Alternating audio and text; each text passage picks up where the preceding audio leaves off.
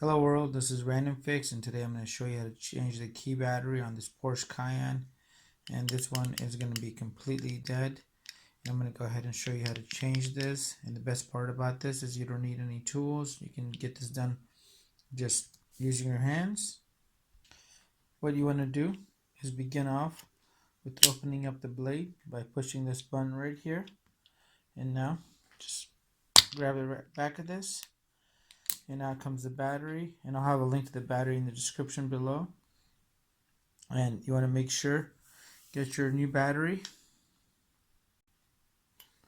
Alright, so I have my new battery here. You want to make sure the positive side is going to be facing up, and you're going to go ahead and put this cover on. I've seen keys like this in the past, and it has a little bit of playback here. I've actually seen people put a little bit of paper or something to keep this battery in place, and reassembly is really easy. And now as you can see, that the remote has power. I hope this video helped you out. Please leave your comments and your questions below, and have a great day. Let me know if you guys have any comments. Hit the subscribe button, and I really appreciate your continued support.